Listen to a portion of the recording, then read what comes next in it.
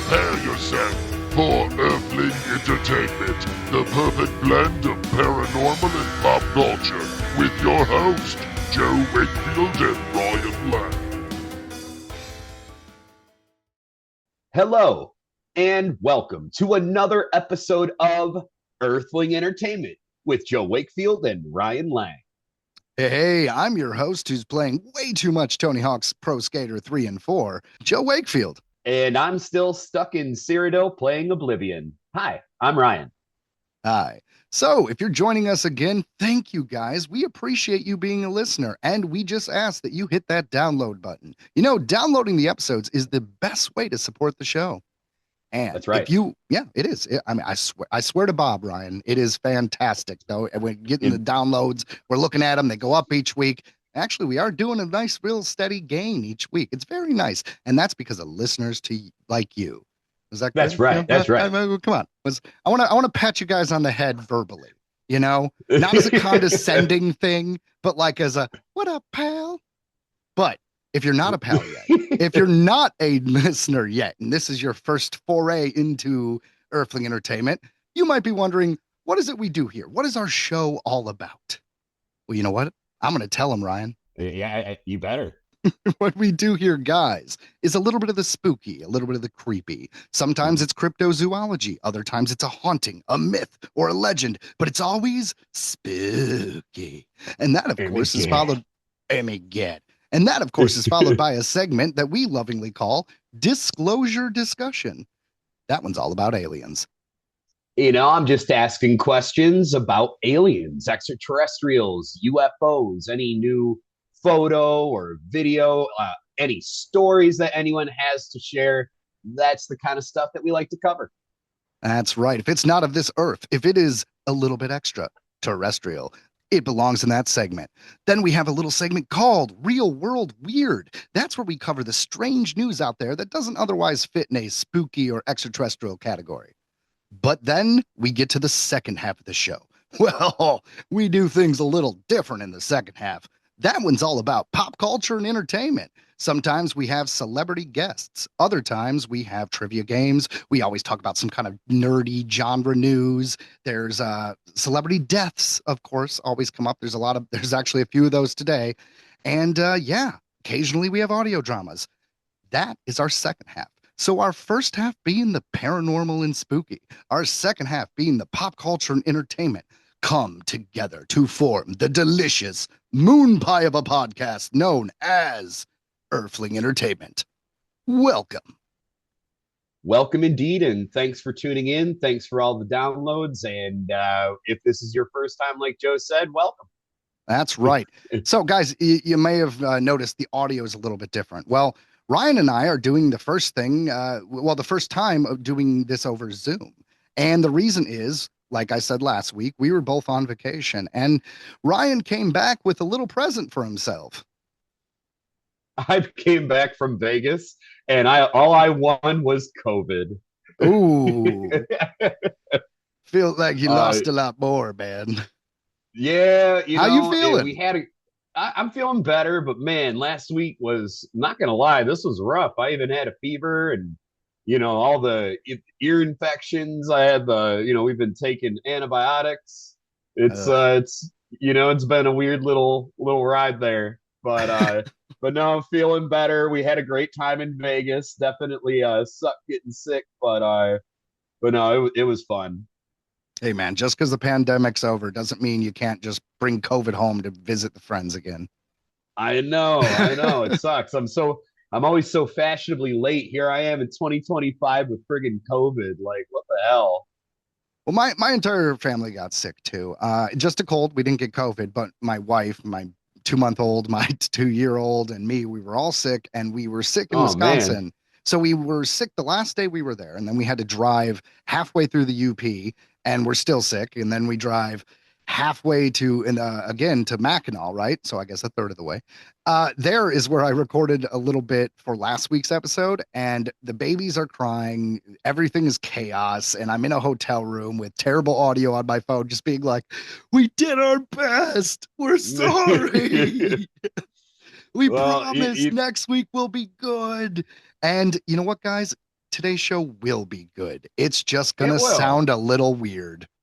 Yeah, it's gonna sound a little different. It's kind of weird sitting here with my cats, while recording. Not used to this. Yeah, I bet. Well, we've never since we never did a Zoom before, you don't actually have a mic set up at home. I know you have all these pieces of equipment, but we haven't like put it together to get you set up yet. We might need to do that because Yeah, I've got like a Shure, like I think it's like the Beta 58 or whatever, the SM58 or whatever it's called, the one that you can basically chuck off of a fucking building and it'll still work.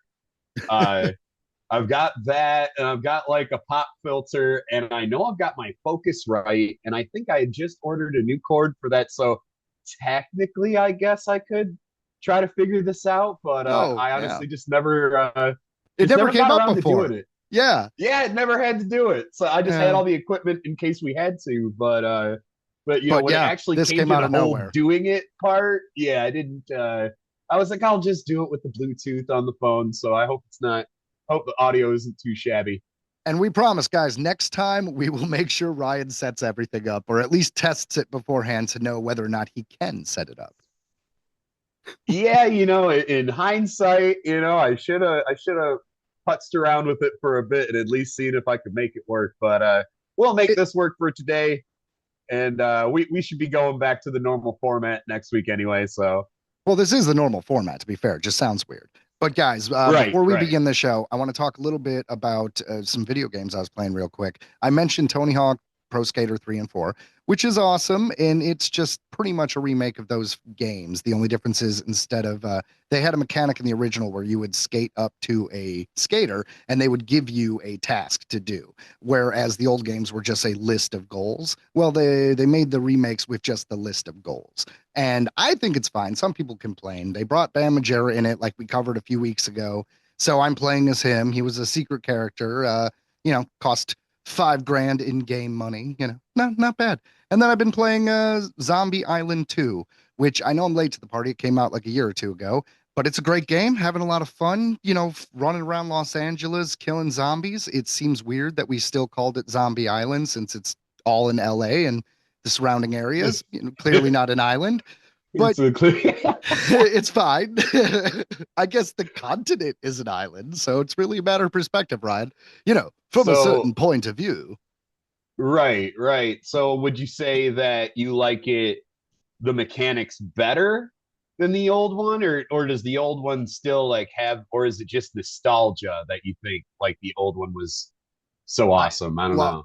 I don't know. I haven't played the old one in that many years as when it came out. As far as I remember, it pretty much works the same. You got goals, you run through zombies, and the game loop is very simple. You grab supplies, you can upgrade your weapons. The more you get upgraded weapons, the stronger the bad guys get. So you actually are always on the same damn level.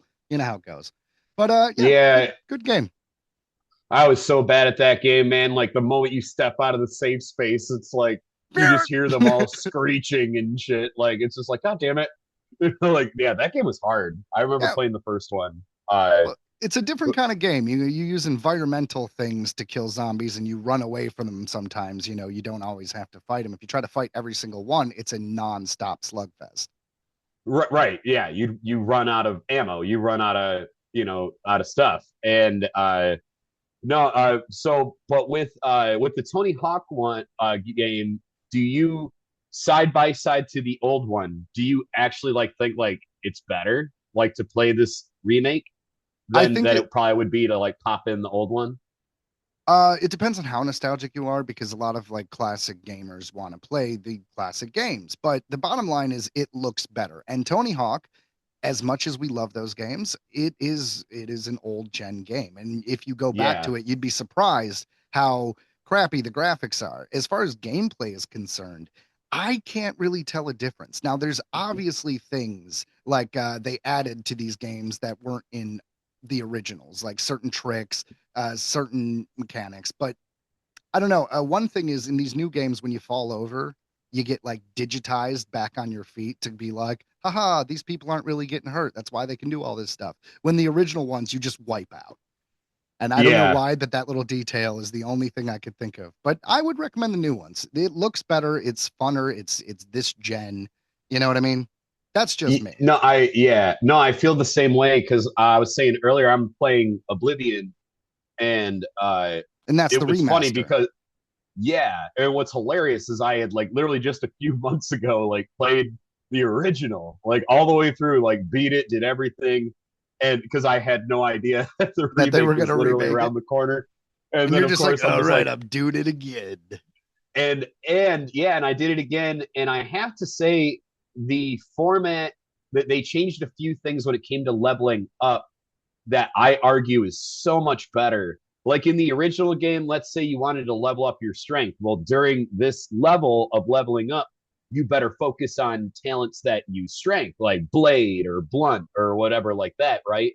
Because then once you level up, it gives you bonuses to the level up, right? So strength could have a +3 if you because you only got 3 points to put up, right? But that one gets a +3 because you focused on it, and like that goes with everything. If you want endurance up, you got to make sure like it's you only armor gets like leveled up or blocking, right? And it's like with this game, when you level up, it doesn't matter. They give you 10 points to distribute however you want. And I like honestly, that. I like that much better because with the original one, it was like, oh, well, if I don't do all strength and I accidentally level up using my magic or whatever, now I get a bonus to my intelligence, but no bonus to endurance or strength. So you could only do it by 1 point. And it's just like leveling up like that, you're going to suck because everything else gets stronger as you level up. Their levels go up, but their stats are probably better at that point. So that's all I've got to say. Everything else in the Oblivion remake is pretty much the exact same as the original, but the way they did the leveling up, it's much better. It's much easier. That's fantastic. Now, you listeners out there, did you get all that RPG talk? I'm curious. I mean, we have such an eclectic group of listeners. You know what I mean? It's there's paranormal people, there's pop culture people, there's video games people, there's nerdy people, there's dog lovers out there loving Pogo in the background. We got everything That's right. We need. But I know I love me some Pogo. Everyone loves Pogo. He pops up on more episodes than I would like. He is the star. Yeah, you know what? We should just start making our Instagram all cute animal things. You can take a picture of your cats. I'll take a picture of my dog. You know, we'll get the whole cute factor, and then they'll listen to the show and be like, what the fuck are they doing? It's like, yeah, there's puppies, there's kittens, you know, there's cute animals and fluffy stuff and Bigfoots. You know what I'm saying? Yeah, and other crazy cryptids, like, you know, things from different continents. China, for instance, which is, this week's spooky stuff. Ryan, you found a pretty good one here. I thought it was really interesting because this really stretches that line between cryptid or animal. Is it like this seems like something that could be real? It sounds like a Pokemon. Well, God knows Pokemon are real, Ryan, so I'm into it. That's what I'm saying. All right, guys. So strap in because we're going to jump into our first segment, which is, of course, spooky stuff. The ZZ. In the world of cryptozoology, mysterious creatures abound, and China's folklore offers its own array of unverified entities. Among these is ZZ, a creature described as a large blood-sucking mat. Yeah, that's creepy. It reminds me of there's a Stephen King short story called The Rat. Continue, though. Oh, yeah? Yeah. Creepy. So ZZ, often depicted as a flat, mat-like creature, is said to dwell in remote and desolate areas. Its unusual appearance sets it apart from more commonly known cryptids. Descriptions suggest that ZZ has a texture and color resembling a woven mat, blending seamlessly into its surroundings, thus evading easy detection. This camouflage ability makes it a particularly elusive creature, difficult to spot even in its natural habitat. Well, yeah, because One if of the it's most flat, hold on, if yeah it's flat like a mat, then couldn't it just like lay on rocks and other formations on the ground to kind of like even blend in even more? That's the way I imagine it. yeah, like I was imagining that as well. So it's almost like it could change its texture and its color, kind of in the way that octopus or cuttlefish can. Yeah, totally. It also reminds me of to get a little bit Lord of the Rings. Do you remember the cloak that Frodo and Sam, the elven cloak, when they just threw it over themselves and it looked like a boulder? Yeah, Same idea, right? right, right. That scene always like kind of cracked me up when I was younger. I'm gonna be honest, but I mean, yeah, like it Right. now. You buy the wizards, you buy the dragons, but the that damn cloak, you're like, bullshit. That dude would have seen him. That rock is breathing. Yeah, it's Mordor. Yeah. And it smells like pipe weed. It's fine. It's fine. It's fine. So, one of the most striking aspects of ZZ is its alleged behavior as a bloodsucker. Tales recount that this creature lies in wait, appearing as a harmless mat or patch of ground, like Joe suggested. When an unsuspecting animal or human steps on it, ZZ springs to life, enveloping its prey and draining it of blood. This gruesome feeding method has earned it a fearsome reputation among those who dwell in regions where sightings have been reported. The origins of ZZ's legend are difficult to trace, as is often the case with folklore. However, the creature has been a part of Chinese storytelling for generations. The ZZ, which is Chinese for mat, or Zizwitan, which means blood-sucking blanket, is a cryptid reported Dude, from China. That is a punk band right there. We're blood sucking blanket, blood sucking blanket. Blanket. Yeah, Like your right, first like album is "We're Gonna Get You, Linus." dude, I'm telling you, right? The merch just writes itself, right? So you only give out towels for one. Oh my God, yeah, perfect. Yeah, no And then t-shirts, only little throw pillows and blankets. that's right, that's right. And then you got to pay off South Park, get Towely. Ooh, yeah. But you know, it's actually Just not a bad saying. idea because as we know from doing Earthling Entertainment merch, t-shirts getting all these different sizes is an abundance of things and money. But if you do something like a tote bag or a towel, there's only one size you need to worry about. One size fits all, you Yeah. know? Yeah. What is the weirdest article of clothing you think we could like make merch? Like, would it be socks? Because I feel like underwear is a little on the nose, right? Like I've seen bands that have Yeah. like, yeah, this is our band and it could be a thong. It's like, okay, fair enough. I don't know if Earthling Entertainment is a thong merch kind of thing. So what No. with sunglasses, all green sunglasses? I guess that's not really clothing. Honestly, Gloves? sunglasses are that's not a bad idea. The Native Howl, they had sunglasses. They had their logo on the side. Yeah. And All right. I thought that was actually kind of creative. So actually, yeah, I think you're onto something. What maybe I don't know. My wife would like want to inspect them and be like, "All right, are they actually UV protective and all that other stuff?" So we're not going to get away with cheap sunglasses. I just want you to know We do got bottle opener keychains. Those things are good. they Those are. are They are good. not as quite as good as a blood sucking blanket, which brings us back to the blood sucking blanket. And yes, this blood sucking blanket, which is the word the Zizwatime, is a cryptid reported from China, described as a blood sucking creature resembling a matter blanket, but covered in suckers. Just so we remind everybody here. Yeah, It is the very suckers is new similar. information. Yeah, it is very similar to an Argentine Chilean cuero, which is reported from the opposite side of the Pacific Ocean, and one of its variant names, Dipijuan, which means ground leather roll, has the same meaning as cuero, which in Spanish means leather hide. So I guess there's like a ZZ in Chile, in Argentina. That's I mean, it crazy. makes sense, man. There's crocodiles, there's alligators. They're kind of the same thing, but they're separated by different parts of the world. Same as this. Right. But they're all just blood sucking blankets. So Coming it to is State Theater. right, right. I'll pass. It is described as reaching over 2 meters in length and having a flattened body that looks like a blanket or leather. It is a carnivore that lives underwater or in moist terrestrial environments such as caves, where it is said to wrap its prey and suck blood. Oh, I could totally see it as a cave monster. That's a Mhm. fun horror movie. It'd be a little bit like The Descent, except instead of like, I don't know, goblin type humanoids, we have just these blood sucking blankets.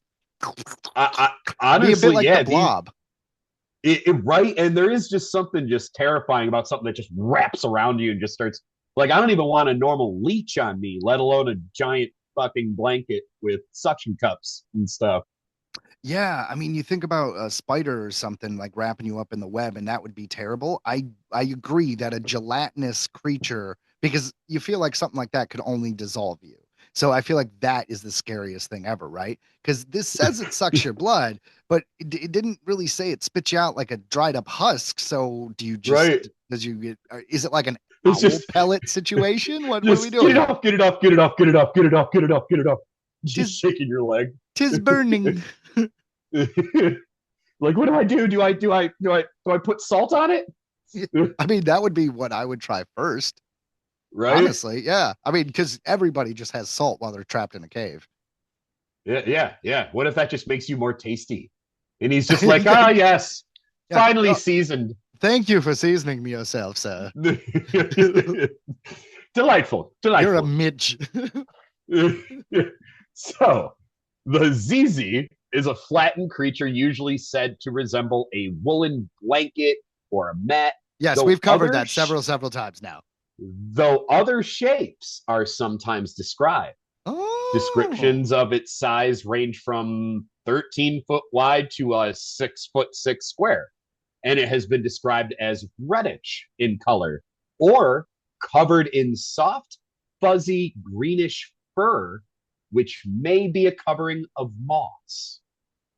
I A kind of like the sighting. idea of it being fur, not moss. I mean, moss is I great and all, but this weird kind of like leathery tongue thing that's kind of pinkish and reddish with these weird green furs, especially if it's kind of like a fluorescent green, like a highlighter green.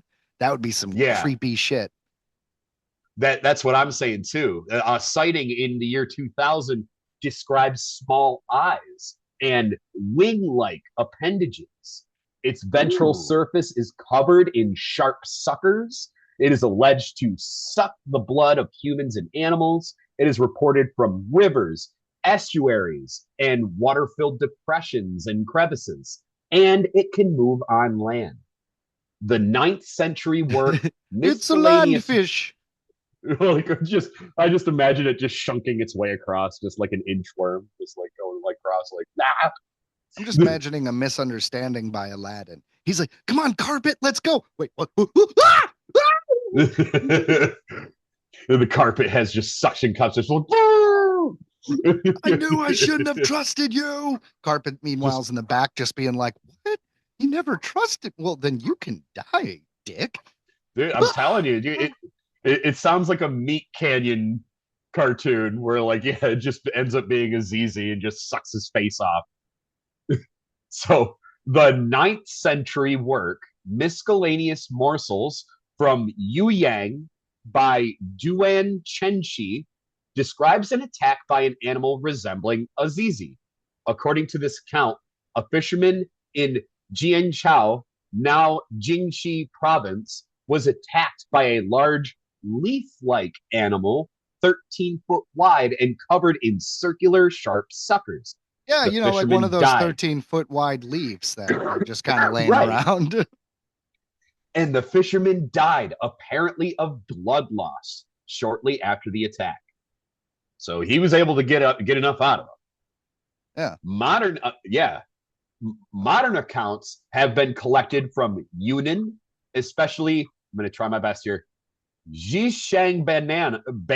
Zhishangbana Autonomous Prefecture, where it is called Dipihuan, which we mentioned earlier in the start of this. One is alleged to have been killed by a female elephant when it attacked her calf during a river crossing, resulting in the mother pulling her calf away, pulling up the Dipihuan with her trunk, and then trampling it to death. Oh, damn. Well, I mean, yeah, good for the elephant, took it out. Yeah. A hunter who saw the incident saw the carcass and found it to have a greenish dorsal surface covered in moss and a ventral surface covered in octopus-like suckers the size of rice bowls. That's pretty big. I mean, I don't know. Rice is kind of filling. So it could be a small Right. bowl, Ryan. You're just Yeah, that's true. assuming that the amount of rice you eat is the same bowl of the amount of rice everyone else eats. This is an assumption that I Yeah. think is completely important and has. Well, I Yeah, you're imagine right. it would be like, tip of your thumb to like tip of your index finger circle. You know what I'm saying? Yeah, no, you're right. But to be fair, all jokes aside, even if I'm being serious here, a suction cup the size of a shot glass is still something I don't want on me. Yeah, I'm good on that. So there's even more. The 1788 work, What the Master Would Not Discuss, a collection of supposedly true stories collected over many years by scholar Yuan Mei, claims that in spring of 1771, an underwater diver was tightly wrapped by a reddish, large dustpan-like animal equipped with many suckers in a river in Zhengjian, Jiangsu. Also, in the summer of 1976, a young girl swimming in a pond in Yunnan's Ruli County was allegedly attacked by a zizi, which wrapped itself around her arm so tightly that her father was obliged to cut her arm off. Damn. Some weeks later, a floating shadow seized a man swimming in the same pool, Hold on. prompting the locals. I'm sorry. I just want to interject here. How scary is the thing on your kid's arm that you're like, well, I'll cut off the arm? Like, Jesus, that must have been the most horrifying experience ever because I don't know. My kid can get on my nerves, but I never thought I could cut off his arm in an emergency. Oh my God. I don't want to ever It's have like, to think about that. it's That's given me rough. like the tentacle monster in the beginning of The Mist. It's given me like that kind of vibes. Like, what if as he was trying to pull it off, it was just basically like tearing her flesh off, so he had like no choice.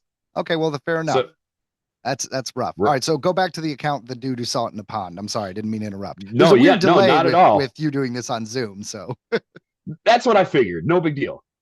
Some weeks later, after the father was obliged to cut off the arm of his child, a floating shadow seized a man swimming in the same pool, prompting the locals to drain it. Supposedly, they subsequently found the man's body, still wrapped tight by the moss-covered creature's suckers. Oh, wow. In autumn of 1993, two brothers searching for frogs in a grotto near the Daliuo River in Mengla County stumbled over a greenish woolen blanket on the ground. The blanket immediately rose up and wrapped itself around one of the brothers' legs, but released him and fled into a deep pool when the other brother burned it with his torch. So fireworks. Yeah, fire usually works. Yeah, fire pretty much works for anything. Right. Usually fire bad. So, fire bad. Right. That's where my head went. So also, a fisherman named Lameoli claimed to have observed a zizi attacking a dog on the 15th of March in the year 2000 in Daluo Township, Zishuangbana. According to Lameoli, he was fishing by the river when he saw a dark woolen blanket-like object surfacing and moving towards him. It had two small glistening eyes, as well as a pair of wing-like appendages. The animal submerged and disappeared when he threw a rock at it. But during the night, Lameoli awoke to find it attacking a puppy while a mother dog bit at it. Oh my God, he's going to go John Wick on him, man. Dude, right? And so its mother was biting at it, and although it eventually gave up and left, the puppy later died of blood loss and was covered in bowl-sized welts. Wow. So I do know The, what you mean because at the beginning of this, you said this kind of rides the line between cryptid and undiscovered animal because there are enough sightings that this could absolutely be real because they're all pretty yeah, similar, even when it comes to the color of the thing. right. It seems to be pretty uniform, and like most people see it, describe it as looking like wool, like reddish wool that just comes up and just wraps up, and everybody agrees on the bowl size suckers on it. Yeah, So, I think this is definitely a real creature. That's it's at least from everything we've covered today. oh, definitely. And I mean, it could be so elusive, right? It's flat; it could just disappear if it wanted to. So the ZZ is often thought of as sort of a giant freshwater ray. Yeah, I can see David that. C. David C. Zoo suggests that a stray Southeast Asian giant freshwater stingray, I'm not going to try to pronounce the scientific word, or an unknown Chinese species similar to it might have given rise to the stories of the ZZ. Alternatively, it has been speculated to be a type of freshwater cephalopod, like I was saying earlier, kind of like a cuttlefish or an octopus, which have been reported as cryptids in their own right in Africa and North America. No known cephalopod is adapted to live in fresh water, but some species have extensive webbing, like the vampire squid and the blanket octopus, which might disguise their arms. So that's another possible explanation for how the ZZ has kind of come to be. Maybe it's like evolved this way. Mm, It's just an amalgamation of misidentified sightings, maybe. You know what I mean? But no, I Right. think it's real. I think there's a weird tongue stingray thing out there. The suction cups are kind of cool because I don't know much about stingrays, but I don't remember them having suction cups. So I don't know if it's a No, that species of stingray. You know what I mean? No, exactly. I definitely am leaning more towards cephalopod, more towards kind of an octopus type creature. Uh, yeah. So I mean, that's today's spooky stuff, man. The ZZ. The ZZ, tell us what you think. Is this a real creature? Is this just kind of like I don't know, a cryptid that you don't believe is actually real, but more of a legend? I don't know. I would love to hear your thoughts. You could email us at earthlingentertainmentpodcast@gmail.com, or you could hit us up on Facebook, Instagram, or TikTok. Definitely. Definitely. You want to do aliens? Let's do aliens, bro. All right, guys. So the second segment of today's show and every show is a little thing we like to call Disclosure discussion. Ha ha ha ha. It's about aliens and stuff. Inhuman monsters of the deep, the swimmers of Lake Baikal. This comes to us from historicmysteries.com. Lake Baikal is the world's largest freshwater lake located in Siberia, Russia. Lake Baikal is located between Irkutsk Oblast and the Republic of Buryatia in southern Siberia. yeah. Along with being the largest freshwater lake in the world, it is the deepest and oldest lake as well. The maximum depth of Lake Baikal is 898 fathoms, or 5,387 feet. And the lake has been dated to be 25 to 30 million years old. So the Giant Lake glacier, I Baikal, assume. right. So the Lake Baikal swimmers are a strange kind of underwater humanoid creatures that Russian Navy divers encountered in the lake in 1982 during a regular military dive exercise and working at a depth of 50 meters or 164 feet. The divers noticed something strange in the water with them. Hey, it's a The goddamn mermaid. oh, it's a goddamn Lake Baikal swimmer. I'll see if I have 350. The divers reported sightings of humanoid shaped creatures that had bodies that stretched out about 9 foot in length. The size of these creatures wasn't the only clue that what the divers encountered was not of this world.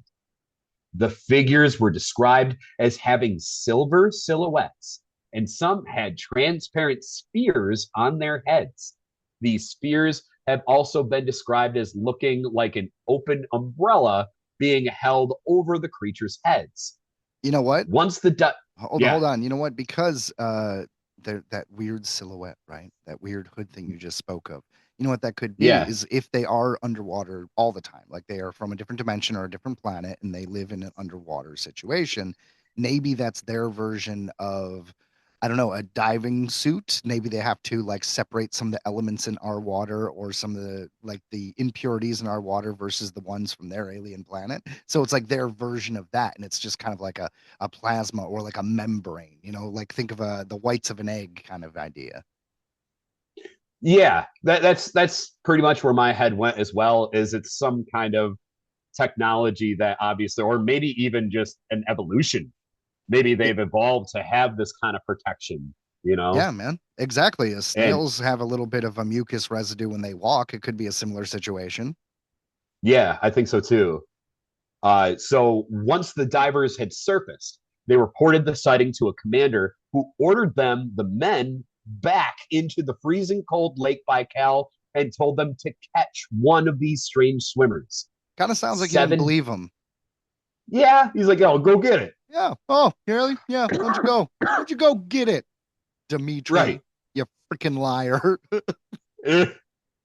So 7 divers re-entered the water and again encountered what is now known as the Lake Baikal swimmers, which forcefully threw the Soviet divers back to the lake's surface.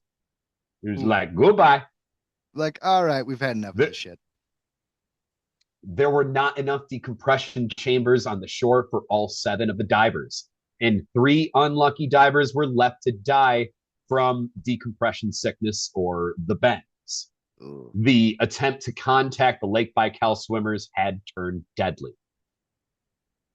A local fisherman named Nikolai Kuriv has told historians in the village of Kultuk about a fishing trip he and some friends took back in the 1990s.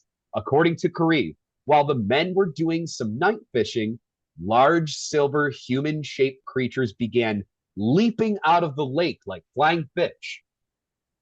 The fishermen were terrified of these creatures tipping their boats into the freezing water. After throwing large nets into the water to try to capture one of the strange silver figures, the crew quickly returned to the shore. The men never returned to fish in that part of Baikal again. There is other evidence as well. I wouldn't go back. That's, yeah. If I go hunting and Bigfoot just almost throws like a tree at me, I'm not going back there to hunt deer. Same with this fishing. No, I agree. There is other evidence as well. For example, a folk story about a local peasant who once told a visitor a story about pharaohs in the lake. According to the story, these lake pharaohs sank a ship, and in response, the villagers threw nets into the lake and pulled close to 50 of these pharaohs to shore.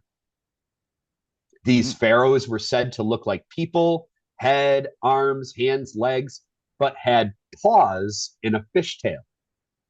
The villagers were said to have whipped these pharaohs with birch rods and tossed them back into the lake. The beating sent a strong message, and the pharaohs never returned. So, are these dark, unknown entities from another world, a different planet, a different dimension? The jury is still out on these strange humanoid beings. Ooh. What do you think? Other dimension? Or do you think? I mean, because there's nothing to say. I guess it could be space aliens, but I feel like other dimension would make more sense because they could just phase into our oceans and we would never even know how they got there. I would put them as probably most likely stranded, a species that probably landed here a very long time ago. This is an ancient lake. They're saying could be up to like 30 million years old. Okay.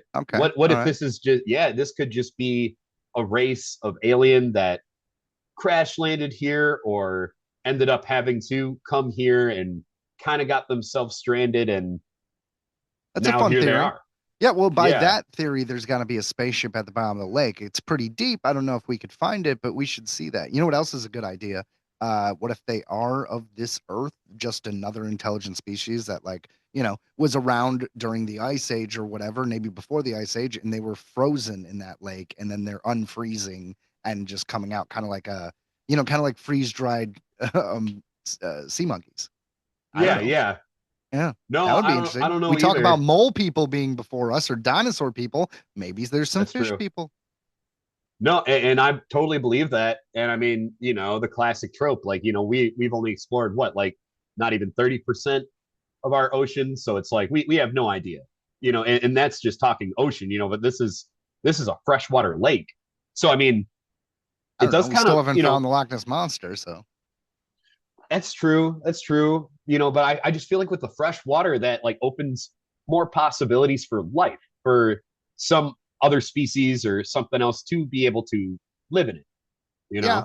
I mean, there's plenty of life in the ocean, but I get what you mean. It's a more humanoid situation because we have to drink fresh water. We don't drink salt water. So I'm definitely And with I you on just that. imagine, yeah, and I imagine if an alien were to come here, they'd probably thrive in fresh water as opposed to salt water if they had to choose.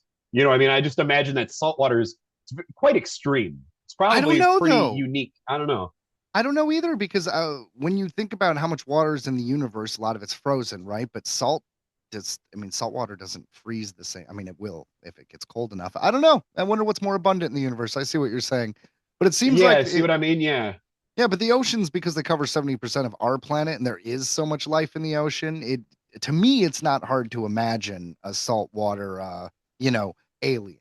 But there No, are it's not creatures hard that can to. live in both as well. You know what I mean? There are a bunch of different creatures that can go in and out of saltwater to freshwater. No, it's definitely not out of the realm of possibility. That's for sure. And it's funny. It's funny earlier when I was saying that they'd never went back to fishing that part again, and you're like, well, if I ran into Bigfoot when I was hunting, I would never go hunt there again. And it's if I may, I got just a short story. Dude Yeah, go. came to do some maintenance. I've got a townhouse here, like an apartment. So I had some maintenance that I needed fixed. My toilet wasn't flushing. So I get the guy to come out, and I've talked to this guy before, and he's a hunter, and I just kind of got to bullshitting to him. So of course I mentioned the podcast, and he's like, "Oh man," he's like, "I had a Bigfoot encounter." I'm like, "Do tell." Yeah, So I he want to said know. he was.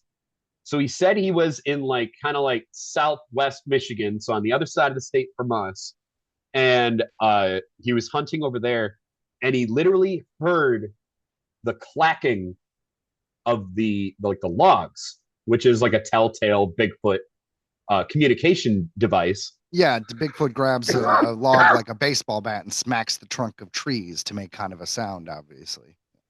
And he was able to like radio or call over to his buddy, and his buddy's like, "No, I'm nowhere near you at all."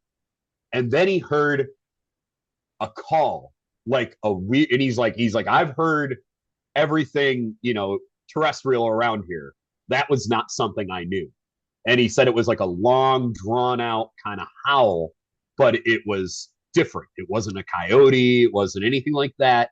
It was definitely something different. And then he said he started hearing the clacking again, but it was closer. And then he heard like a growl, like following another howl that was closer. He said he got his ass down and hoofed it to the car. And he was like, dude, he was like, I swear to God, he's like, and I'm good. not. He's like, and he seems like a man's man kind of dude, right? He was big dude, big burly guy. And he was like saying how he literally was scared out of his tree blind and booked it. It was like, done hunting today. I don't need any more of this. So he said 100%. He's never with that kind of guy before, but he said after that, he became a 100% Bigfoot believer. He's like, that was there. There's no doubt in his mind that he was close to a Bigfoot that day. Nice. Wow. Well, there you go, guys. That's an Earthling Entertainment exclusive story. I love that. All right. Well, let's jump into Real World Weird then. Hey, guys. Nice. Is there news out there that's a bit strange, a bit unusual, but yet technically not paranormal? Well, that's what we cover on this segment, which is, of course, Real World Weird. So, a man roaming around a British town dressed as and behaving like a cat has become a sensation after the faux feline was subsequently encountered in multiple neighboring communities. This comes to us from coasttocoastam.com. Thank you, sir. The case of the curious cosplayer first made headlines earlier this month when several people in the town of Wallasey came forward with tales of running into a peculiar individual who wears a Black Panther costume and purrs when he happens upon unsuspecting strangers. As one does. Right. In the days that followed, the cat reportedly began popping up in other communities throughout the metropolitan borough of Whirl. The borough of Whirl. That sounds pretty awesome, actually. I want to live in the borough of Whirl. It's sparking something of a frenzy surrounding the weird mystery. Now known as the Whirl Catman, the faux feline has inspired the creation of a 2,000 member strong Facebook group, wherein residents of the area share sightings and offer theories as to what his motivation might be. More recent witnesses also report being baffled and unsettled by the bizarre experience. One such individual recounted, sitting in my car, minding my own business, when someone suddenly started banging on the window. When the witness turned their attention to the nuisance, they saw a silhouetted figure saying, meow, repeatedly. The stranger was, as one has likely surmised, dressed in the now trademark costume of the Whirl Cat Man. That account was It's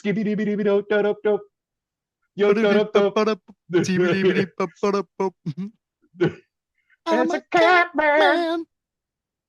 That account was echoed by another resident who snapped a photo of the picturesque Lisao Bay and noticed an unusual form in the image. Turning on their cell phone light, the witness was stunned by what they saw in front of them. The cat man sat there staring right at me. They recalled, I was absolutely shaken. It just shook me to my core. By God, it's a cat man. How improper. Yeah. The region has become so captivated by the prowling panther that many people have been seeking out the stranger by visiting locations where he has been seen in the hopes of having a sighting of their own. The whole of the world has gone mad. One resident marveled at the mania. They really run with their name. I love it. One resident marveled at the mania that has arisen around the Catman, whose identity and motivation remain a mystery. Ooh. Okay, Curiosity killed the cat, Joe. Oh, I think the motivation is pretty obvious. You're talking about it, aren't you? That's right. We're talking about it. And I hope it's just like I mean, you have to assume it's some kind of fetish, right?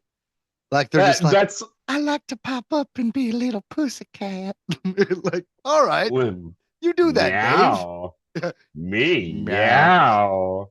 Oh, you know what's I was gonna say, unfortunately, with our show, we know that usually it kind of boils down to that most of the time. Well, you know what? What if it's not? What if it's just someone who's being weird for weird's sake? And even better, what if it is like a Nick Offerman type person? So like you imagine like them being super creepy, like meow. But what if you look over and it's just like meow, like deep voice and just like, I'm a cat. Just like, meow. I really can't help. I can't help this. This is like, who I am. Like there's no joke about it. Like the dude is just like, or like, I can't. Don't stop. You think I would like to not be dressed like a freaking cat right now? I have no choice. You don't know what it's like. Like that would be. I mean, really, if you couldn't control it, I mean, you got to do what you got to do, man. Sometimes you just got to dress up like a cat. I do. I do know. Yeah. Yeah. It's a weird mad world out there, Joe, and sometimes you got to dress like a cat about it, you know? It is weird. Some things in life are weird, like that segment. Very weird. Oh, well, I think that was a great first half of the show, guys. We're going to jump right into the second half after the word from our sponsor. Calling all comic fans, it's time to feed your brain at Green Brain Comics, where the freshest new issues, graphic novels, and manga hit the shelves every week. Whether you're looking for the hottest new series or the latest small press sensation, we've got it all. Every genre for every age, Green Brain Comics is your one-stop shop for all things graphic storytelling. Got questions? Our friendly staff knows their stuff. Whether you're a longtime fan or new to the world of comics, we've got recommendations that'll keep you coming back for more. And don't forget to check out our special events. Green Brain Comics is not just a store, it's a community. Located in East Downtown Dearborn, we are at Green Brain Comics on Facebook, Instagram, and YouTube. Shop online at greenbraincomics.com, and remember to feed your brain at Green Brain Comics.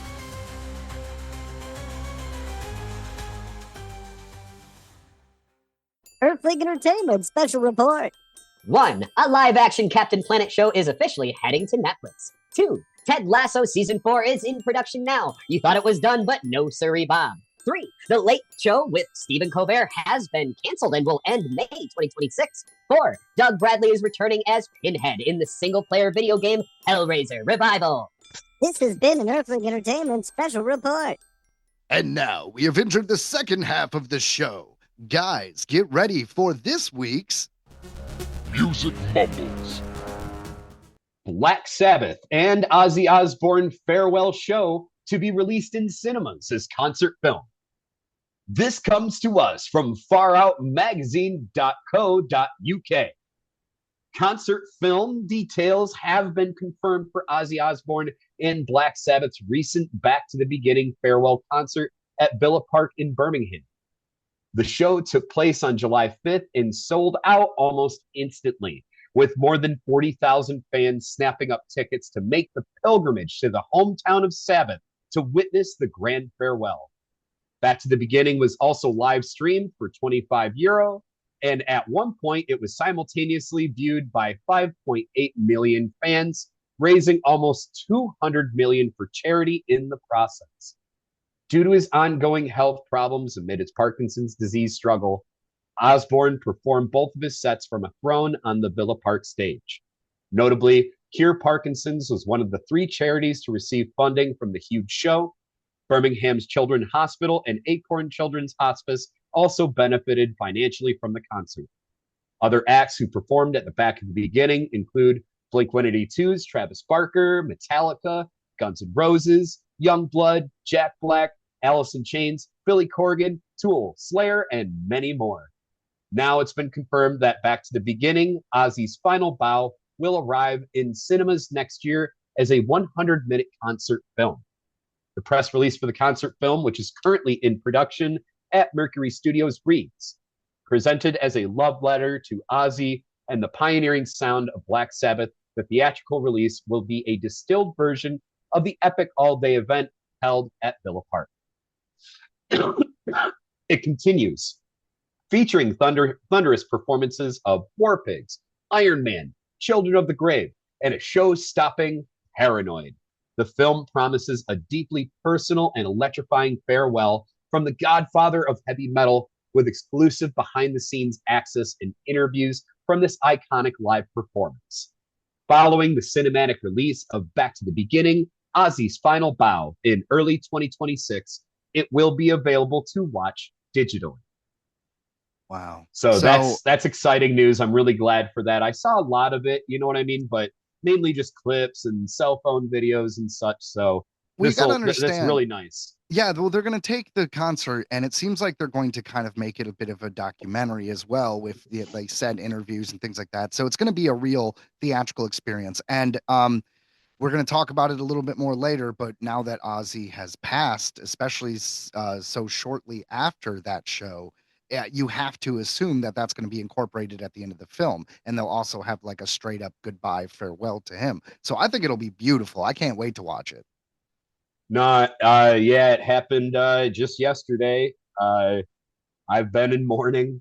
honestly, ever since. It was really heavy news to hit. I'm glad he's not in pain anymore, but that man practically raised me, like through his music, through his show, The Osbournes, like when metalheads when you felt like a freak and you felt like you were into something that, you were all alone, you had Ozzy.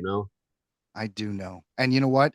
We're going to talk a bit about that now in our next segment. Remember that guy? Remember that gal? Well, now they're dead. Ozzy Osbourne, Black Sabbath frontman and heavy metal legend, dies at 76. Ozzy Osbourne, a founding father of British heavy metal, a latter-day solo star, and a new millennium reality TV luminary, died Tuesday after a years-long struggle with Parkinson's disease. He was 76. A statement from his family reads, "It is with more sadness than mere words can convey that we have to report that our beloved Ozzy Osbourne has passed away this morning. He was with his family and surrounded by love. We ask everyone to respect our family privacy at this time." He had performed just 2 weeks ago at what was billed as Black Sabbath's last concert festival, titled were Back to the right. Beginning. Yep.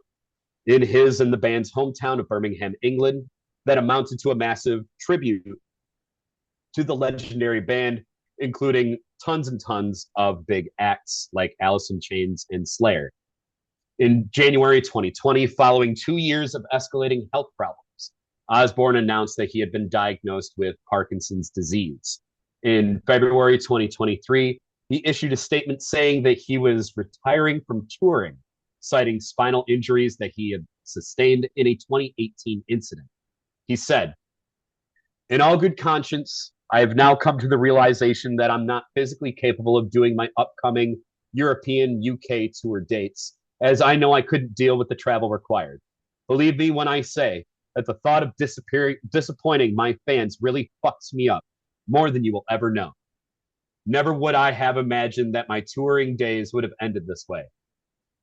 From 1969 to 1979, Osbourne was the head-banging frontman for the Birmingham, England-based Black Sabbath, which codified the bottom-heavy, turning sound and lyrical demonology that would course through dozens of metal bands to come. I would dare say thousands. Though the group's history was a chaotic one characterized by monumental substance abuse and tumultuous infighting, its early albums survived as classics of the genre. And to be honest, that's just part of being a rock star. I'm not saying I promote it. I'm saying it happens to every single one of them. Even Molly Cyrus, who is completely different genre music, said that she's not touring her new album because it's hard for her to stay sober on the road. So, I mean, it's just part of being a musician, I think. I don't, for better or worse, it's normal. Yeah, ain't no funk without the junk, they say, On the occasion of Black Sabbath's 2006 induction into the Rock and Roll Hall of Fame, critic Deborah Frost wrote, "Black Sabbath simply oozed upon us, unfestooned by any pretense of art, peace, love, understanding, or mushroom embroidery, and immediately defined heavy metal." Fired from Sabbath in 1979, Osbourne launched a solo career of his own that in commercial terms surpassed the success of his former band. His groups launched Zakk Wylde and the late Randy Rhoads as metal guitar stars. His popularity among metal fans was so immense that his wife and manager Sharon Osbourne built a touring festival, Ozzfest, around him. It became one of the biggest box office attractions of the 90s and 2000s and attracted a glittering lineup of support acts, helping to launch the careers of many. You went to a bunch of Ozzfest, didn't you? Oh yeah. I went to a few, I want to say at least two or three of them before it became Mayhem Fest or whatever. Man, I never got to go to Ozzfest. The best I got was the Vans Warped Tour, and that was a very different show. Very. No, I'd say I went to two Ozzfest because I know I saw Ozzy Osbourne as Ozzy twice. Nice. I saw him when he toured with Rob Zombie and Mudvayne, and then I'd seen him at Ozzfest. And then the next Ozzfest I went to, it was actually Black Sabbath, original lineup, with Bill Ward on the drums as well. and that featured Judas Priest as the runner-up to the headline, and that was absolutely incredible. That was my first time seeing Black Sabbath. That's fantastic. I got to see them in all their forms. Well, pretty much. I did, and I got to see the This Is the End tour as well for Black Sabbath. So Osbourne garnered additional fame early in the new millennium as the adult paterfamilias of the Osbournes, an MTV reality show that focused its lens on the rock star's home life. New York Times TV critic Karen James wrote of the show's second season bow in 2002. The Osbournes remain a wacky, harmlessly outrageous variation on every family, as full of warmth as they are full of weirdness.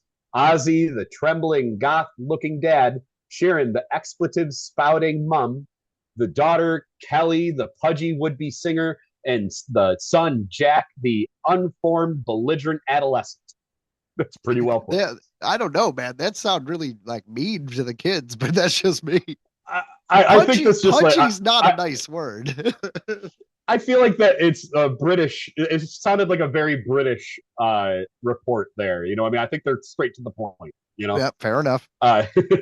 So go figure. The very lifelong... polite people are just not polite. Right. I believe the term is they are quite cheeky. Oh yeah. So plagued by lifelong battles with drug addiction and alcohol, and sometimes blatantly out of it on stage, the unpredictable Osbourne was a magnet for trouble and a lightning rod for controversy. His late tenure with Black Sabbath was marked by a concert no-show that turned into a riot. Most infamously, he stunned CBS record execs at a 1981 meeting held at the company's LA headquarters to promote his debut solo album by drunkenly biting off the head of a live duck. A similar episode it happens. That's a true story. He literally sat on the lap of one of the woman execs, and they had released a dove when they signed him, and it just happened to unluckily land into his hands. Oh, hello, guy. And he just literally, you can see the step-by-step photos of him just biting off the head. You could even see the drip of blood. A similar episode involving a live bat transpired at a 1982 show in Des Moines, Iowa, necessitating a rabies shot. And that was not on purpose. He had it as a gag that they would throw a rubber bat on stage. Well, a fan had brought a real bat and threw it on stage, and he thought it was the rubber bat. And that was that. Yeah. Did he play? I never saw the footage. Did he play it? Is there footage, or is it just a story?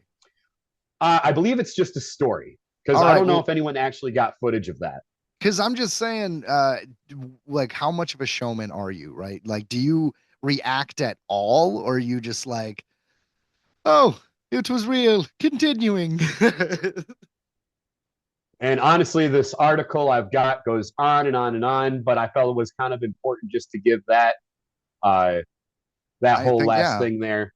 That was good, man. That is my little tribute to Ozzy Osbourne. I am in mourning as we speak. I believe that this is a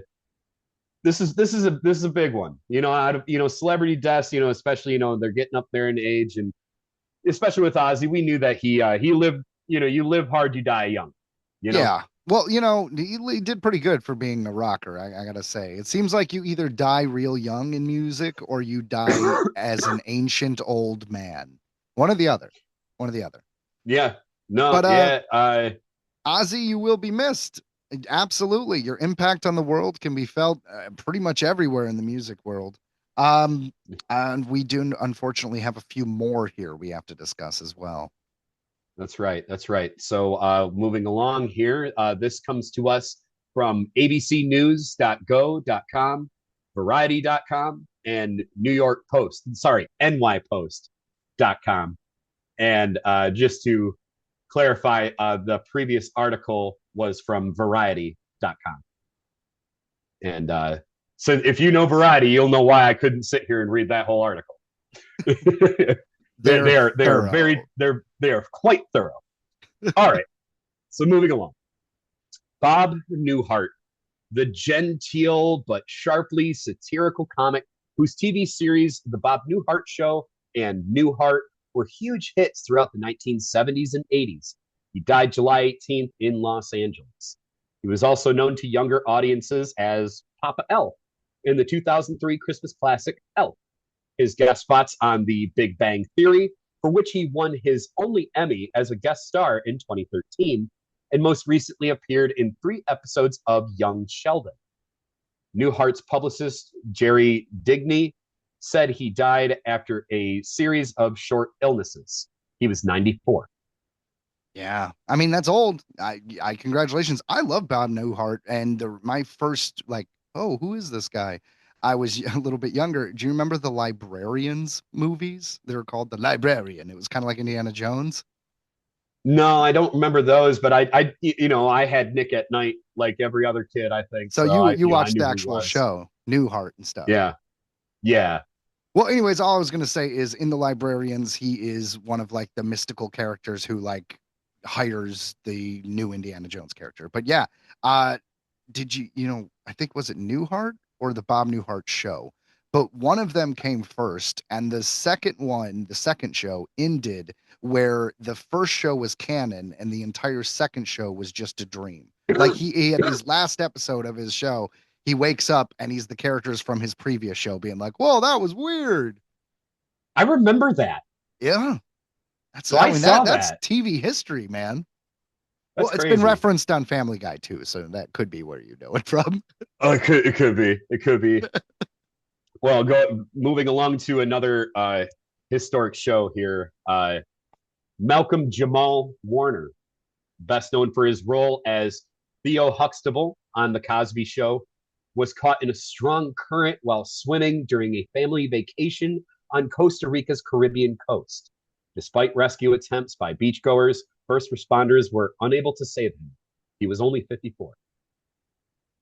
That's a terrible way to go. He was the oldest son. Right. Yeah. He was the old son. Yeah. Oh my gosh, what a terrible, horrible way to go. I agree.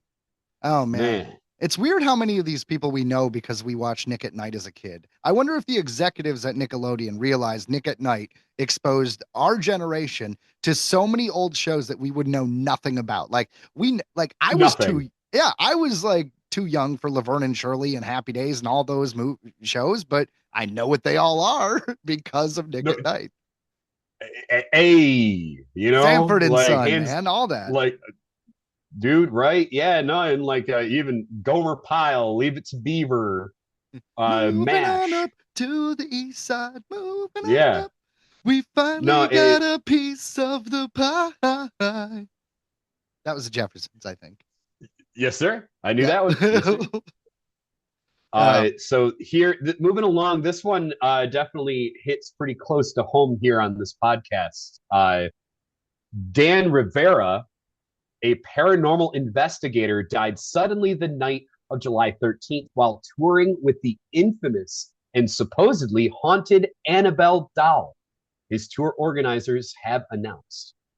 Dan Rivera, a U.S. Army veteran, was in Gettysburg, Pennsylvania on his sold-out Devils on the Run tour when firefighters and medics rushed to his hotel, the Evening Sun reported. CPR was performed, but Rivera died at 54, according to the New England Society for Psychic Research, where he was the lead investigator. His exact cause of death remains unclear. Yeah, it's a demon doll, but continue. Right. Rivera was featured as a paranormal investigator on the Travel Channel's Most Haunted Places and served as a producer for a number of other shows, including Netflix's 28 Days Haunted.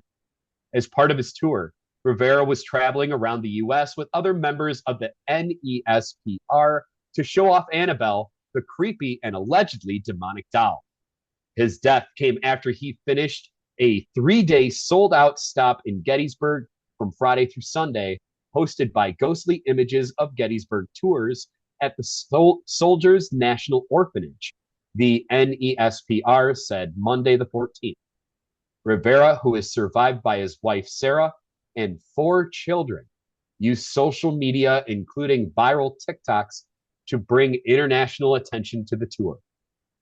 Annabelle, a Raggedy Ann doll, was tied to a series of supposed hauntings in 1970 after being given to a Connecticut nursing student named Donna.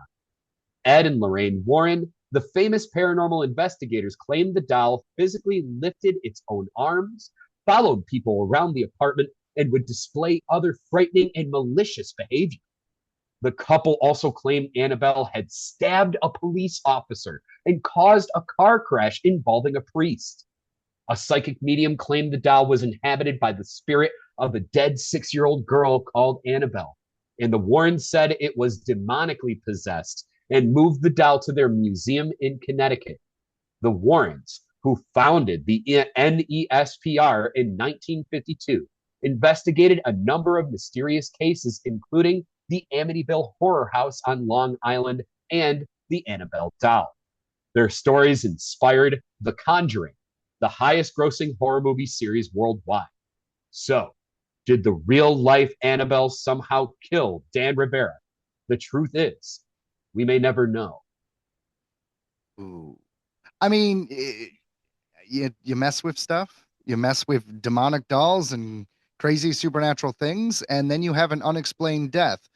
It seems like a not too crazy leap to jump to, well, all that demonic unexplained stuff might have been the cause. I don't know. I'm just speculating. Maybe he had heart failure in his family. Maybe this guy liked a lot of hamburgers and hated broccoli. I don't know.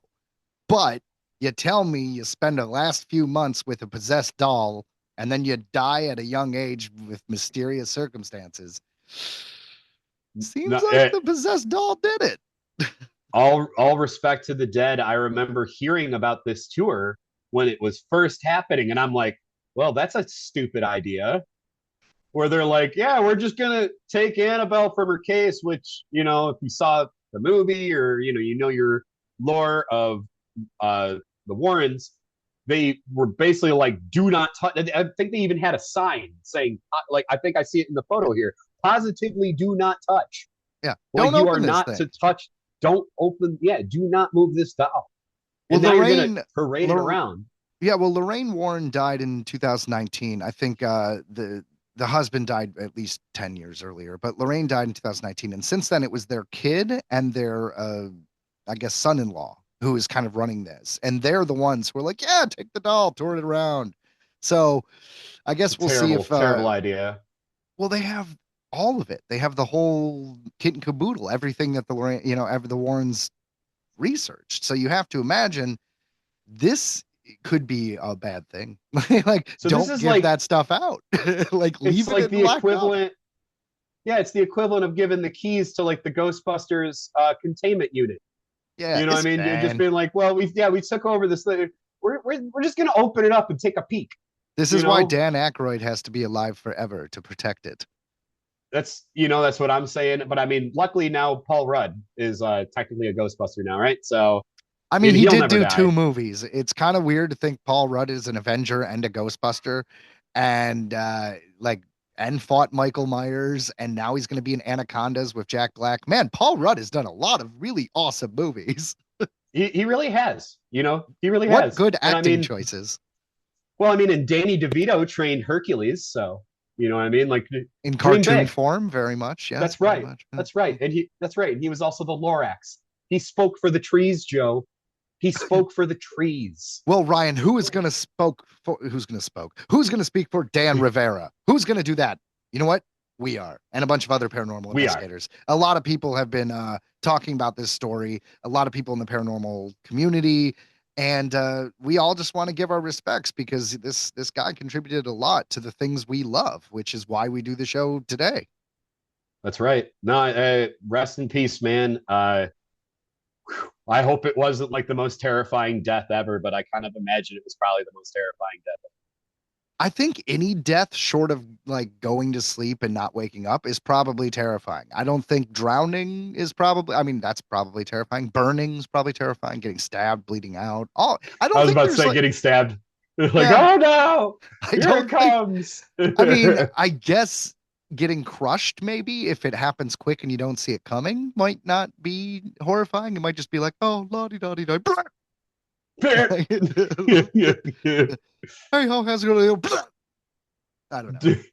Speaking of, which, if you don't know, guys, is a sound effect that South Park tends to do anytime a character dies. They just do a loud like sound, and it always made me and Ryan laugh. And that is It still why, does. yeah, right. And that is why it is a perfect segue to our final section of the show, which is, of course, Earthling Entertainment headlines. South Park lands 1.5 billion streaming deal with Paramount Plus. This comes to us from Variety.com. Premiering in 1997, South Park has evolved from a scrappy paper-cut animation into a cultural institution, known for its no-holds-barred satire and fearless takes on politics, pop culture, and the absurdities of everyday life. Well, it looks like those foul-mouthed kids of South Park may have just made their creators billion-dollar players in the streaming wars. According to a report in the Los Angeles Times, the Emmy and Oscar-nominated Trey Parker and Matt Stone, the longtime masterminds behind Comedy Central's animated romp South Park, have reached a groundbreaking 5-year deal with Paramount for the global streaming rights to their iconic animated series. Valued at $300 million per year, the agreement would total a staggering $1.5 billion, according to the newspaper. The new deal with Parker and Stone's Park County production company would bring the regular South Park episodes to Paramount Plus in the U.S. for the first time, marking a major strategic shift for the long-running animated satirical program. Warner Brothers Discovery's HBO Max had previously maintained the exclusive streaming rights to the series, although Paramount Plus has aired several South Park event specials. The HBO Max deal expired last month. The new agreement arrives just ahead of the launch of the show's 27th season, which airs on Comedy Central on Wednesday, July 23rd, and the days before Parker and Stone are set to appear at San Diego Comic-Con. Yeah. So as of the day of recording, that is today. So tonight there'll be. I was just about to say that. I'm like, oh my god! Yeah. So it'll be on. Paramount Plus too. I think that's what they're saying. Yeah. I mean, I'm by a lot of digital stuff. I buy it on Vudu. It's called Fandango at Home now, and I mostly do the fact that I just don't want to pay for Paramount Plus right now, even though Paramount's still getting the money if I'm buying the episode. It makes me feel like I'm doing better. I don't know. Yeah, I like owning things, and even though digital ownership isn't real ownership, it is a big enough company that the chances of them going under and all my stuff disappearing is slimmer. But you know, that's what happens when you buy things digital. Eventually, it'll all just disappear because some company won't want to pay for the server space. But it makes me feel better because deals like this, it's a perfect example that the HBO deal is now over and they no longer stream South Park. So if you were a South Park fan and all you had was HBO Max, well, now you'd have to get Paramount Plus.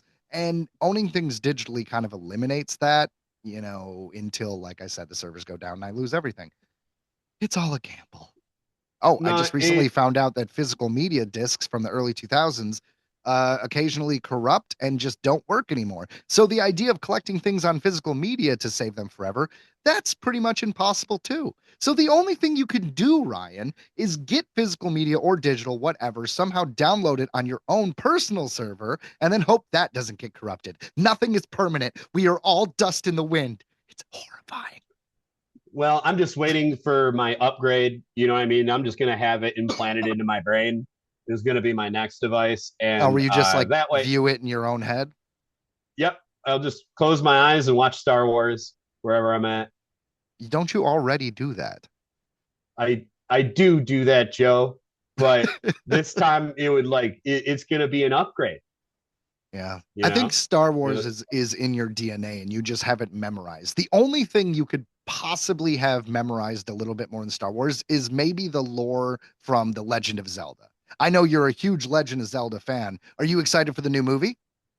I'm a little intimidated by the idea of them tackling this just because it's so epic. And like the funny thing about Link though is that he doesn't talk.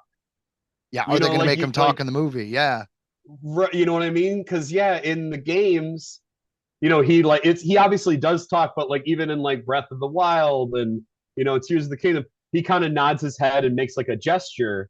You know what I mean? So He you would assume communicates. but he communicates to other people, but he's never had like a voice. You know what I mean? It's with like a lot of Nintendo, they often just have it just with text. You read it and like you maybe a little bit like Yeah, like just like or yeah. And like with Link in those games, he's just like aha. Dude, Oh, you'd be really aha. awesome though if they just picked the most abrasive voice ever. Like it's just Gilbert Godfrey. It's like, hi, I'm Link. Like, oh no. I just met this jerk named Ganondorf. More like Ganondorf, if you ask me. You know what? That was really good. I'm glad I teed you up for that. That was unplanned. Good job. I have to agree, but that no, actually I heard brings it's us happening. to headline number 2, is what I was trying. That was all supposed to be a segue, guys. It worked. The Legend of Zelda live action movie has found its Link and Zelda. This comes to us from Collider.com. It's finally official. Nintendo has named its 2 leads for the upcoming Legend of Zelda live action movie, and it's a pair of rising stars ready to step into one of gaming's most legendary fantasy worlds. Just announced via a statement from Nintendo icon Shigeru Miyamoto, Zelda will be played by Bo Bragison, and Benjamin Evan Ainsworth will wield the Master Sword as Link. Bo Bragison, 21, is best known for her work in Renegade Nell and the BBC crime drama The Jetty.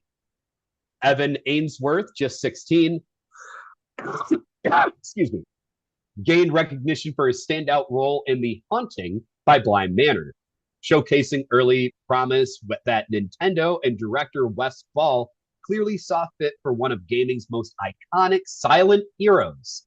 See? Yeah, so they do say silent, but hey, this kid, The Haunting of Blair Manor or Bly Manor, whatever, that was huge on Netflix. A lot of people really, really liked that one. I didn't get a chance to check it out, but I didn't know what he was from, so I'm gonna check it out now because, I mean, he's got to have a lot of physical acting for them to be like Link, because we just said it says silent. You said it's silent. Seems like they're gonna keep him silent.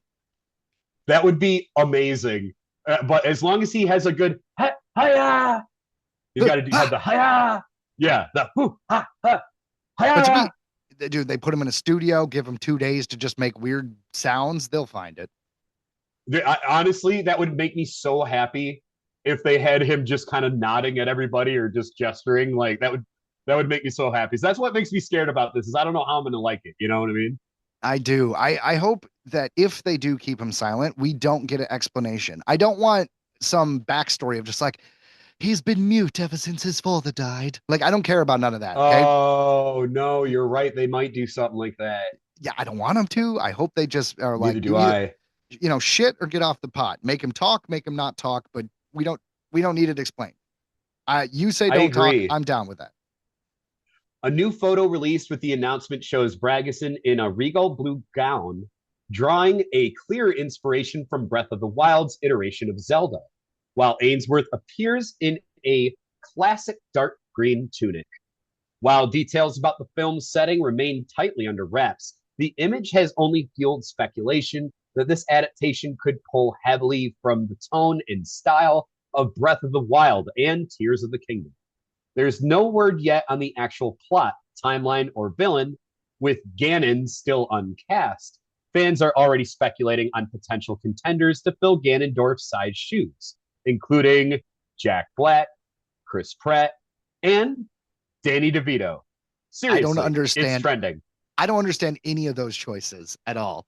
Like, okay, Jack Black is only because he was Bowser, but Jack Black doesn't have Ganon's shape. I know there's been kind of fat pig like Ganon in the original Zelda, but most of the time he's kind of a tall, muscular built, like green, kind of he's Witch of the West kind of looking dude. He's a Gerudo. He's exactly. like only one male is born like every 1,000 years or something like that, and he's the one male. Okay, so And, you actually have some of the lore here. I didn't realize they gave Ganon yeah. that much backstory. Oh yeah, yeah. That goes all the way back to Ocarina of Time. The when you go to Gerudo Valley, they like when you're talking to all the ladies, once you become accepted into like their thieving tribe or whatever, that's how they found out. And even the queen, when you're going to like, or the princess, when you're going to like the major mission for that area, she's like, we're supposed to, every 1,000 years a male is born, and that's why all of them are female. And she's like, and it's supposed to be our king, but she's like, I refuse to bow to him. So yeah, I don't remember any of that story lore. And Ocarina of Time, way back in the 90s, was the last Zelda game I beat because I didn't get GameCube right away. So I didn't play Twilight Princess or Wind Waker. And then by the time we got to like, Switch, I definitely just I didn't play Hyrule Warriors, none of them, no Skyward Sword. And I know they're great. It's just I went the PlayStation route. So, different games. no, my brother had a GameCube, so he played Wind Waker. I never played that one, but I did You get a played Wii, Twilight Princess. yeah, on the Wii. And which was Oh. and what was really interesting about playing Twilight Princess on the Wii is Link is left-handed. And he always, even back to the Game Boy games, he swings. He has his sword in his left hand. And for the Wii, they had to literally mirror the game since it was already made for the GameCube. So literally, if you're played on the GameCube, then you went to play on the Wii, you'd probably be freaking out because everything would literally be mirrored because they had to make it for the nunchuck and for the Wiimote had to be in your right hand. Therefore, the sword had to be in Link's right hand, and it was the first time in any game that he has ever been shown right-handed. So they just mirrored the entire game? Yes. That is how they solved that problem for making it sync up with the Wiimote. That would trip me out if I would play a game and then when I went to play it again on a different system, it was completely mirrored because just little things like puzzles would be complete opposite. Just no, thank Exactly. you. No, thank you. No, yeah. So I did play that one. I played like the target shooting game that they had for the Wii, which is kind of cool. Like it even came with like crossbow thing that you could put your Wiimote in. Which you had to do. That's half the fun. No, yeah, it was half the fun. No, I actually very much enjoyed it. So I don't know. It can be done well if they do it right, or it can be done bad if they do it bad. We will see. That I know that doesn't really narrow it down, but that's how I feel about this new movie. Well, you know what? That's how I feel about our next headline. So they're remaking a film that was based on a comic, and they've done it a couple times, and they haven't got it right yet. So let's see what Taika Waititi can do. Here's headline number 3. Taika Waititi may direct a new Judge Dredd film. This comes to us from Nerdist.com. Taika Waititi is looking to reboot Judge Dredd for the big screen. This is part of a package together with his longtime friend, screenwriter Drew Pearce, according to The Hollywood Reporter. The iconic British comic book series has had 2 attempts on the big screen before. The first, back in 1995, starred Sylvester Stallone. It's an awful movie. Is it? Yeah, it was 95. I thought that was older. No. Dude, it's an awful movie, but I love it so much. And you know what's weird is it came out at the same time as within a year of Demolition Man, which also starred Sylvester Stallone, and they both have Rob Schneider as a sidekick. So those movies get mixed up in my head so much. And it's just amazing. Kind of fun. Yeah, it's pretty funny. It's kind of like when Tommy Boy and Black Sheep came out and so close to each other. It's the same thing, man. Yeah. Just my thoughts. And it was evidently a pretty massive flop. Another version called Dredd, written by Alex Garland and starring Carl Urban, received great reviews, but was also a financial bomb. Maybe that was a great one, be man. the charm. That was a great one. That one was pretty good. Cersei from Game of Thrones played the villain Mama in that one. Oh my gosh, I didn't even realize. That's cool. Writer John Wagner and artist Carlos Esquera created the character of Judge Dredd back in 1977.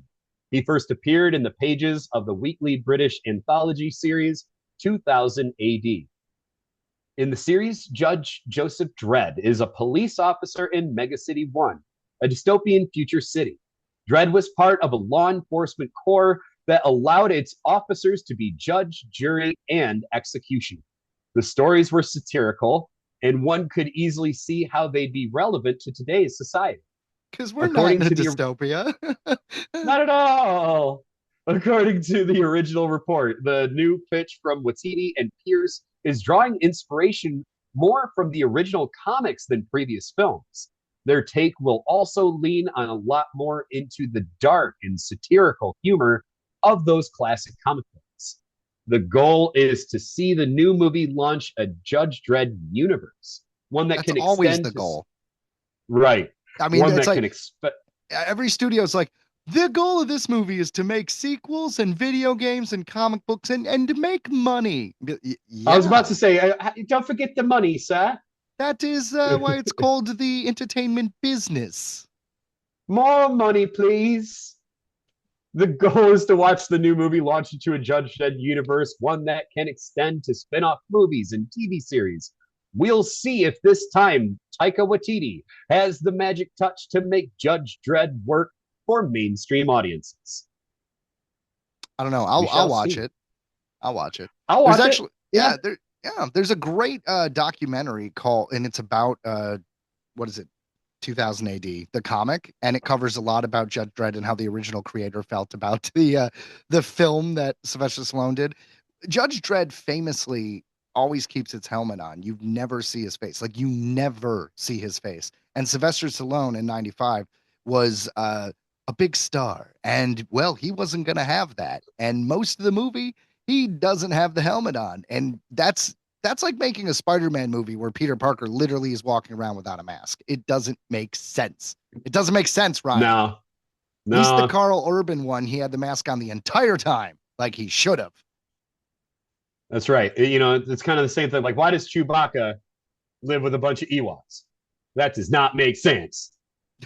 even though now the nerddom and fandom knows that Wookiees live on Kashyyyk.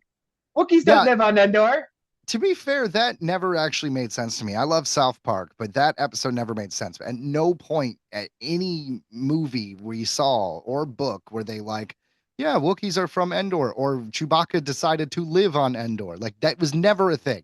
That was never a thing. I love you, Trey Parker and Matt Stone, but that was lazy. That was honestly probably one of the laziest bits. You're right. Because, yeah, everybody knows they're from Kashyyyk.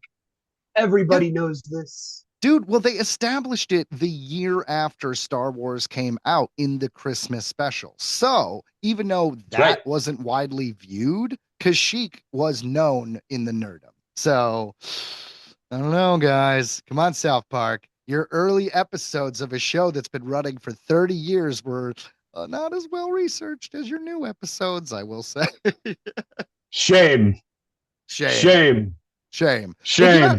You know, I was talking about the mask in that Judge Dredd wore. Well, you know what else is a famous iconic mask? Jason Voorhees.